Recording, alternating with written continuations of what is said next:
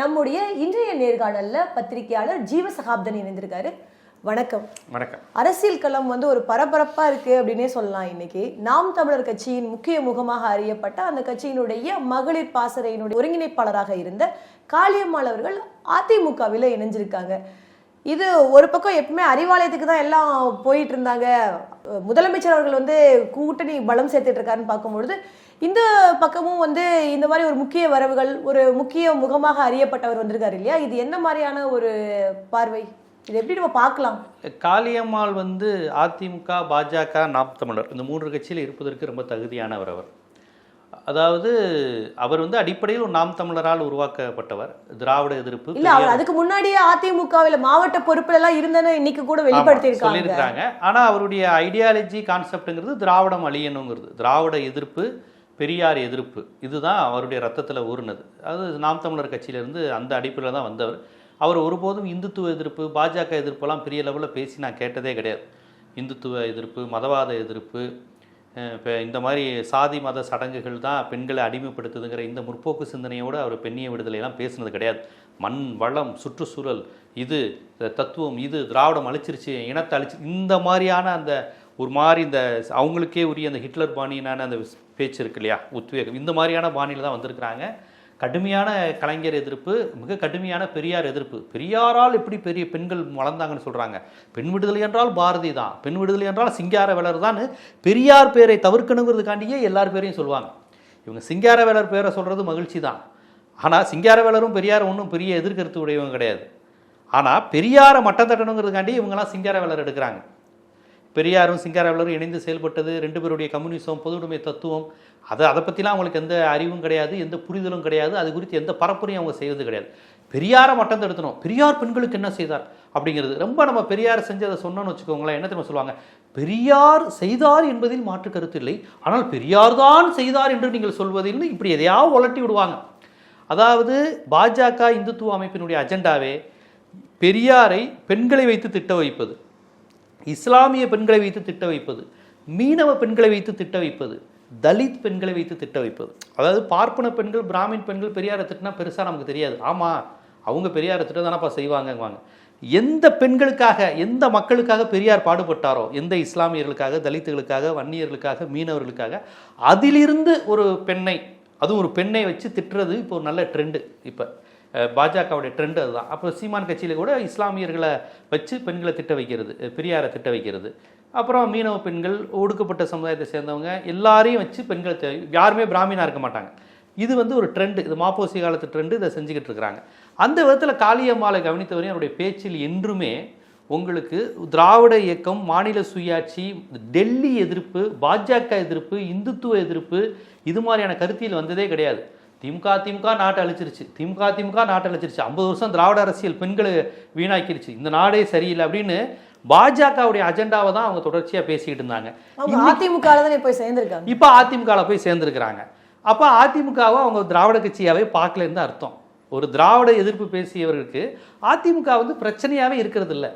அதில் உள்ள அண்ணாவை தானே நம்ம திட்டணும், அதிமுகவினுடைய தலைவர் பெரியார் ஆச்சே, பெரியாரை தானே நம்ம எதிர்ப்பாக பார்த்தோம், திராவிடங்கிற வார்த்தையை அழிக்கணும் அப்படின்னு தான் பேசணும். இன்னைக்கு அண்ணா திராவிட முன்னேற்ற கழகத்தில் போய் சேரணுமேங்கிறது அவங்களுக்கு எந்த உணர்வும் கிடையாது. ஏன்னா அது ஒன்றும் பெரிய பிரச்சனையே கிடையாது. சீமான் டு சித்தப்பா காளியம்மாள் பயணம், சித்தப்பா தானே கூடுவார் அவர் எடப்பாடியை, எங்கள் சித்தப்பா பொன் ராதாகிருஷ்ணன், எங்கள் பெரிய, இப்படி தானே அவர் உறவு முறை வச்சு தானே கூடுவார் எடப்பாடியை. ஸோ அவங்களுக்கு சித்தப்பாவாக தான் பழகிருக்கிறாங்க. நாம் தமிழர் உள்ளவங்களுக்கு திராவிட எதிர்ப்புனாலே திமுக எதிர்ப்பு தான். அதிமுகவை அவங்க திராவிட கட்சியாகவே பார்க்கலைங்கிறது தான் பொருள். இதுக்கு நியாயப்படி அதிமுக தொண்டர்கள் வெக்கப்படணும். திராவிடத்தையும் பெரியாரையும் திட்டிட்டு என் கட்சியில் சேர்றியே அப்படின்னு. ஆனால் அது ஒரு திராவிட எதிர்ப்பு பேசுகிறவங்களுக்கு அது அதிமுக ஒரு மேட்டரே இல்லை. அவங்க அதை திராவிட கட்சியாகவே பார்க்கல.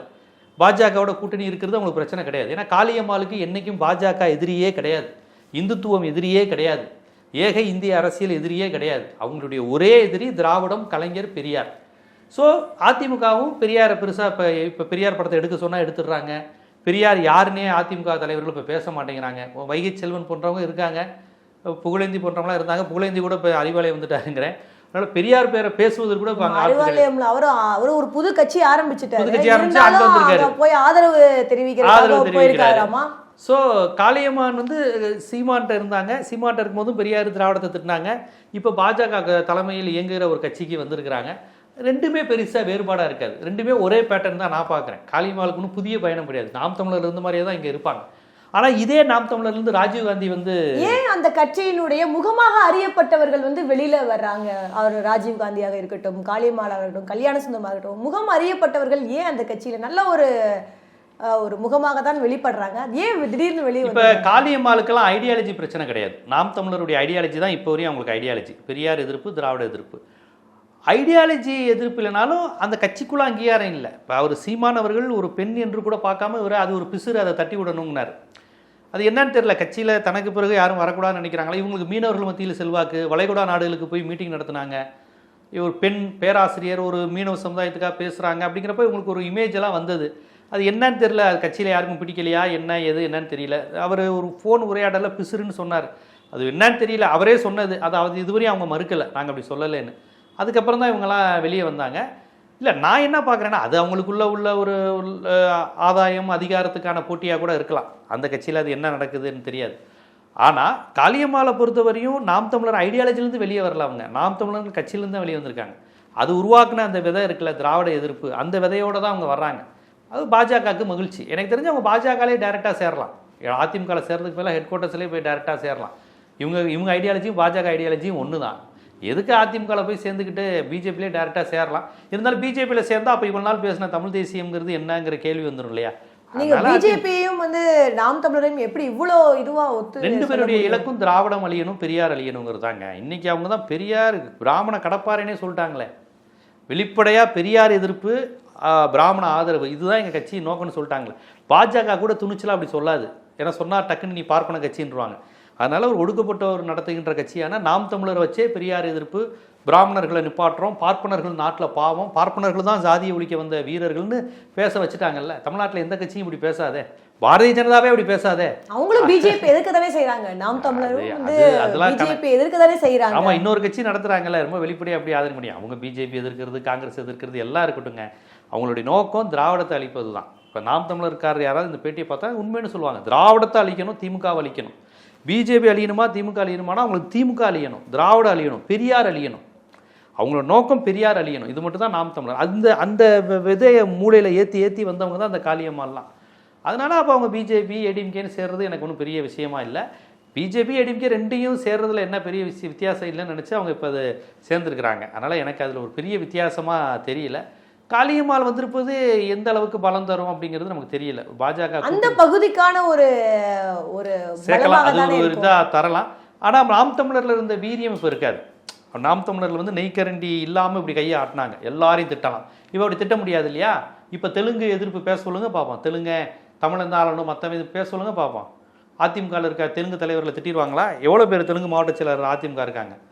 முக்கியமான பொறுப்பில் இருக்க தெலுங்கு செட்டியாரெலாம் யார் அதிமுகவில்? தெலுங்கு செட்டியார், நாயுடு, நாய்க்கிறது, இவங்க தானே இப்போ மெஜாரிட்டி அதிமுகவில். இப்போ பேச சொல்லுங்க பார்ப்போம். திராவிடம் அழியணும் கூட பேசிடலாம். தெலுங்கர்கள் அப்படின்னு சொல்லி பேச சொல்லுங்க பார்ப்போம் காளியம்மாவில். அதெல்லாம் ஒன்றுமே பேச முடியாது. அதனால் அந்த வீரியம் இருக்காது. அதே டோன் இருந்தாலும் அந்த வீரியமெல்லாம் இருக்காது. அவ்வளோதான். நாம் தமிழரில் இருந்த வீரியம் உங்களுக்கு இருக்காது. ஒரு 10 இந்த கட்சியிலே வீரியமாக இருந்த ஒரு தலைவர் வந்து ஏற்கனவே கட்சி தொடங்கிட்டேன்னு சசிகலா அவர்கள் கட்சி தொடங்கிட்டேன் அப்படின்னு சொல்லிட்டு முன்னாள் முதலமைச்சர் ஜெயலலிதா பிறந்த நாளைக்கு ஆரம்பிச்சாங்க. ஆனா கட்சியினுடைய பெயரை அறிவிக்காம இருந்தாங்க. இன்னைக்கு அவங்க கட்சியினுடைய பெயரை வந்து ஓப்பனாவே அறிவிச்சிட்டாங்க. இது அதிமுகவுக்கு எந்த அளவுக்கு வந்து பாதிப்பை ஏற்படுத்தக்கூடியதாக இருக்கும்? ஏன்னா அந்த கட்சி அவங்க என்டிஏ கூட்டணிக்குள்ள அவங்களையும் கொண்டு வரக்கான ஒரு முயற்சியும் நடந்தது இல்லையா? சசிகலா அவர்கள் தனித்து இப்போ கேண்டிடேட் போட்டு நின்னாங்கன்னா அந்த கட்சியினுடைய ஒரே இலக்கு எடப்பாடியை தோற்கடிப்பது தான். சசிகலாவை வந்து அந்த கல்லர் சமுதாய வாக்குகள் மட்டும் நம்ம பார்க்க முடியாது. டெல்டா தென் மாவட்டம் மட்டும் இல்லை, அவங்க ஒரு அதிமுகவின் முகமாக இருந்தவங்க. அதிமுக அந்த வன்னி நிச்சயமா இன்னைக்கு ஒரு குறுகிய வட்டத்தோட பார்க்கப்பட்டாலும் கூட ஒரு காலத்துல அவங்க தானே ஒரு அதிகார மையத்துல இருந்தவங்க தானே. சின்னமா அவருங்க தானே. சிவி சண்முகத்துக்கு சின்னமா அவங்க தானே. எடப்பாடி பழனிசாமிக்கு சின்னமா அவங்க தானே. பொள்ளாச்சி ஜெயராமனுக்கு சின்னமா அவங்க தானே. ஏன் இவர் நம்ம மதுசூதனனுக்கு கையை நடுங்கிட்டு வயசான காலத்துல சின்னம்மான்னாரு. அவங்க எல்லாருமே கல்லரா? எல்லா சாதி அதிமுகவில் எந்த சாதியாக இருந்தாலும் சசிகலா காலில் தான் விழுந்தாங்க. சசிகலா தான் அவங்களுக்கு எல்லாம். ஸோ அந்த விதத்தில் இப்போ பார்த்தீங்கன்னா மதுரை வாயில போரூர்லேயோ ஜீவானந்தம்னு ஒருத்தர் பெரிய ஸ்டோர் காம்ப்ளெக்ஸ் இருக்குது. அவர்லாம் சசிகலா கட்சிக்காரங்க. அவர் நின்று ஜெயிப்பாரோ இல்லையோ கண்டிப்பாக பெஞ்சமின் முன்னாள் அமைச்சர் பெஞ்சமினை தோக்கடிக்கிறதுக்கு ஹெல்ப் பண்ணுவார். புரியுதுங்களா? இவங்க வெற்றி பெறுவது இவங்க நோக்கம் கிடையாது. எடப்பாடியே காலி பண்ணணும். எனக்கு துரோகம் செஞ்ச எடப்பாடி தலைமையிலான அதிமுகவை நான் காலி பண்ணுவேன். அந்த வேலையை சசிகலா அவர்கள் நிறுத்துகிற கேண்டிடேட் பண்ணுவாங்க. ஏன்னா சசிகலா கட்சியிலேருந்து ஓட்டு போடுறவங்க கண்டிப்பாக திமுக காரங்க ஓட்டு போட மாட்டாங்க. சசிகலாவுக்காக நிற்கிறேன்னு சொல்கிறவங்க அந்த சாதி சார்ந்தவங்க நிற்கலாம். அடுத்து அதிமுகவில் உள்ள பிற சாதி சசிகலா இன்னைக்கு அந்த செல்வாக்கு இருக்குதா? ஒரு காலத்துல நிச்சயமாக செல்வாக்கு இருந்ததுதான். ஆனா இன்னைக்கு அந்த டெல்டா அந்த செல்வாக்கு நீங்க பெரிய செல்வாக்கு இருக்குன்னு நான் சொல்லல சசிகலாவுக்கு. ஆனா அவங்க வாங்குற ஒவ்வொரு வாக்குமே எடப்பாடிக்கு வைக்கிற வேட்டு தானே. இப்போ அவங்க நின்று ஜெயிச்சிருவாங்கன்னு நான் எங்கேயும் சொல்லலையே. எடப்பாடியே தோக்கடிச்சுப்பாங்க. இன்னைக்கு பேசுறாங்களே டிடிவி தினகரன் கூட்டணியில் சேர்க்கும்போது என்ன சொல்றாங்க, எங்க தென் மாவட்டத்தில் 23 தொகுதி அதிமுக தோக்கிறதுக்கு இவர் தாங்க காரணங்கிறாங்கல்ல. ஏற்கனவே ஏடிஎம்கே அங்கே ஓபிஎஸும் டிஎம்கேக்கு வந்ததில் கொஞ்சம் பின்னடைவை சந்திச்சிருக்கு. எடப்பாடியை ஒரு ஆன்டி தேவருங்கிற மைண்ட் செட் இருக்குது. இப்போ ஒரு தேவர் கட்சிங்கிற மாதிரி சசிகலாவும் ஆரம்பிச்சிருக்கிறாங்கிறது கண்டிப்பாக இதெல்லாம் பின்னடைவை சந்திக்கும். கண்டிப்பாக 500 ஓட்டு 2000 ஓட்டுல தானுங்க ஜெயிது வெற்றி தோல்விலாம் நடக்குது. இவங்க கண்டிப்பாக கடந்த தேர்தலில் நிறைய ஓட்டுகள் குறைந்த ஒரு 1000 வாக்கு வித்தியாசத்துல இருந்து 4000 வாக்கு வித்தியாசம் சசிகலா இருக்கிற ஒவ்வொன்றும் எடப்பாடிக்கு வேட்டு தான். கண்டிப்பாக அது பின்னடைவு தான். எடப்பாடிக்கு பின்னடைவு தரும். கண்டிப்பாக இவங்களுக்கு வெற்றி தருதோ இல்லையோ அவங்களுக்கு பின்னடைவு தரும். இந்த என்டிஏ கூட்டணிக்குள்ளான இவங்க என்டிஏ ஆட்சி, இது அதிமுக ஆட்சின்றாங்க. இந்த முரண்பாடுகள் எல்லாம் சரந்து அவங்களும் ஒரு பலமான கூட்டணியாக தான் ஒவ்வொரு கூட்டமும் நடத்துகிறாங்க.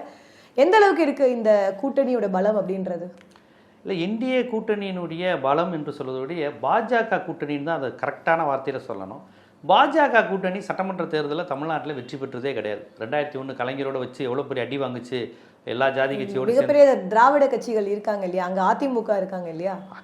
அதிமுக இருக்கிறாங்க. அதிமுக இருக்குதுன்னு நம்ம நீங்க இவங்க சொல்லவும் அதிமுக கூட்டணி தானே என்டிஏ கூட்டணி, இவங்க தான் அதிமுக தானே பிரதானப்படுத்தல. அது அவங்க வந்துட்டு போன எடப்பாடி படத்தை கூட ஃப்ளெக்ஸில் வைக்க மாட்டேங்கிறாங்களாங்க. இப்போ கடைசியாக வந்துட்டு போன மாநாட்டில் எடப்பாடி அவர் தானேங்க சிஎம் கேண்டிடேட், அவர் படத்தை வைக்க மாட்டேங்கிறீங்க. அதிமுகவின் தலைவரான பெரியார் படத்தை எடுக்கிறீங்க பிஜேபி காண்டி, உங்களுடைய எல்லா சுயத்தையும் இழக்கிறீங்க. ஆர்எஸ்எஸ் மாநாடுன்னு போட்டு அறிஞர் அண்ணாவை இழிவுபடுத்துறீங்க. முன்னாள் அமைச்சர்கள் போய் உட்காந்துக்கிட்டு இருக்கிறாங்க. நம்ம இவங்க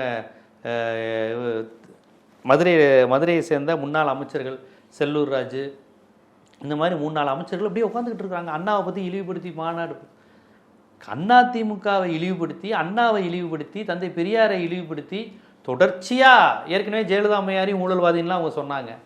இவ்வளவு இழிவுபடுத்தி ஒரு கூட்டணி அமைச்சிருக்கிறாங்க. இது எப்படி அதிமுக தொண்டர்கள் ஏற்றுக்குவாங்க? அப்போ சசிகலா பிரிஞ்சிருக்கிறது இது எல்லாமே இதனுடைய வெளிப்பாடு தானே.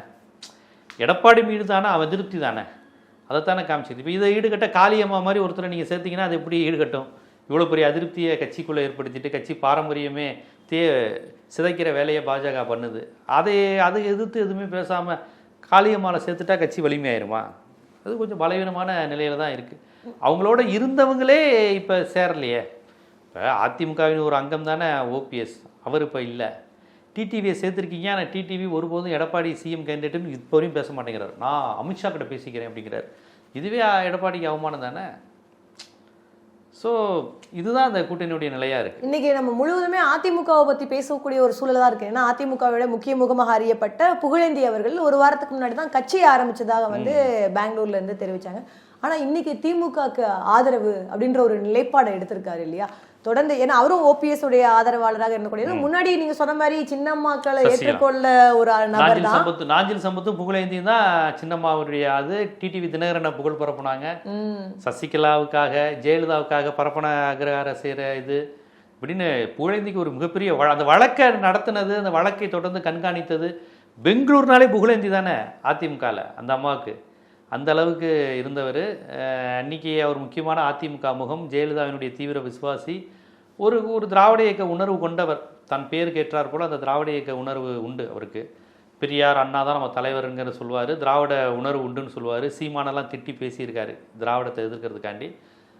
அவரும் இப்போ அதிவாலை நோக்கி வந்திருக்கிறாரு. நீங்கள் எந்த நிலையை யோசித்து பாருங்கள். ஓபிஎஸ் இங்கே நோக்கி வர்றாரு, புகழேந்தி இதை நோக்கி வர்றாருன்னா அதிமுகவிலேருந்து அவங்க திமுகவை விரும்பி வரலைங்க. அதிமுகவில் அவங்களால இருக்க முடியல, சுற்றி நெருப்பு எரியுது. அவங்க கட்சி, அவங்க அண்ணா, அவங்க எம்ஜிஆர், அவங்க ஜெயலலிதா, அவங்க ரெட்டலை, அதையெல்லாம் இவ்வளோ காலம் நேசித்து பாதுகாத்து இது வந்த எல்லாத்தையும் மாத்திட்டாரா எடப்பாடி பழனிசாமி? ஆமாம், அந்த அடையாளம் போச்சுல. முழுக்க அமித்ஷா கட்சிங்கிற மாதிரி மாறிடுச்சுல. அந்த அடையாளம் வந்து அவங்களுக்கு இப்போ கட்சியினுடைய முக்கிய அடையாளங்களை நீக்கிறது. எடப்பாடி பழனிசாமி அந்த கட்சியை தன்னிடம் தக்க வைத்துக்கணும். நீங்க அமித்ஷா கட்சின்னு ஈஸியா சொல்ல முடியுமா? அமித்ஷா தானே இயக்குது. இப்போ ஓபிஎஸ் சிபிஎஸ் சண்டைக்கு பிஜேபி தான் காரணம். வித்யாசாகர் ராவுங்கிற ஆளுநர் வந்து கட்சி சேர்த்து வைக்கிறாரு. பன்வாரிலால் புரோஹித் எடப்பாடி ஆட்சியில் ஆய்வு செய்கிறாரு. அப்போ கட்சியே டோட்டலாக காலி ஆகுது இல்லைங்க, ஒரு ஆளுமை இல்லாத ஒரு நிலைக்கு போகுது இல்லை. இதையெல்லாம் கொஞ்சம் கொஞ்சமாக பார்த்துக்கிட்டு தானே எல்லாரும் விலகுறாங்க. ஓபிஎஸ் கூட கடைசி வரையும் கட்சியில் சேர்த்துக்கோங்க தானே கேட்டார். எடப்பாடி நீங்கள் சொல்கிற மாதிரி நம்ம கையில் கட்சி இருக்கணும், அவ்வளோதான். ஓபிஎஸ் இருந்தால் என்ன, டிடிவி இருந்தால் என்ன, புகழேந்தி போனால் என்ன, சசிகலா போனால் என்ன, யாரை பற்றியும் கவலை இல்லை. இங்கிட்ட ஃபுல்லாக தேவர் சமுதாய ஓட்டு சவுத் சைடு போகுது, அதை பற்றி கவலை கிடையாது. இந்த ஓட்டெல்லாம் தானே ஜெயலலிதா அம்மாவை ஜெயிக்க வச்சுச்சு, எம்ஜிஆரை ஜெயிக்க வச்சு, அதை பற்றி கவலை கிடையாது. எனக்கு தேவை கோவை, பொள்ளாச்சி, ஈரோடு, திருப்பூர், தருமபுரி, சேலம், எடப்பாடி, இந்த ஒரு 10, 30, 40 தொகுதியில் கவுண்டர் சமுதாய வாக்குகள், வன்னியர் வாக்குகள் பாமக வச்சு இதை மட்டும் ஜெயிச்சு தக்க வச்சுக்கணும். கடந்த முறை கிட்டத்தட்ட அப்படி தான் நடந்தது. இப்போ அவரோட பிளானே அவ்வளோதாங்க. தருமபுரி, கிருஷ்ணகிரி, அந்த மாவட்டங்கள், சேலம், கோவை, கவுண்டர் பெல்ட்டு, இது முழுக்க ஓரளவுக்கு வாங்கினா போதும். கவுண்டர் ஓட்டு, வன்னியர் ஓட்டு வாங்கிட்டு அப்புறம் நமக்கு ஆதரவாக இருக்கக்கூடிய கட்சிக்காரங்க ஓட்டு வாங்கினா போதும். அவர் டெல்டாவை பற்றியும் சவுத்தையும் மறந்துட்டார் அவர். அதனால் சசிகலா போகிறது, புகழேந்தி போகிறது, எதை பற்றியும் அவர் கண்டுக்கல.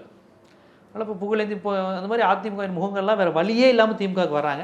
திமுகவும் வா, ஒரு திராவிட கட்சியிலேருந்து பிஜேபி அடிமையாகாமல் ஒரு திராவிட கட்சிக்கு வர்றதில்ல மகிழ்ச்சி வா அப்படி மாதிரி பண்ணுறாங்க. அந்த மாதிரி தான் நடந்துக்கிட்டு இருக்கு, வேறு என்ன. கள தகவல்களை பகிர்ந்தமைக்கு நன்றி. பொறுத்திருந்து பார்க்கலாம் எப்படி என்ன மாதிரியான நிகழ்வுகள்லாம் நடக்க போகுது அப்படின்னு சொல்லிட்டு.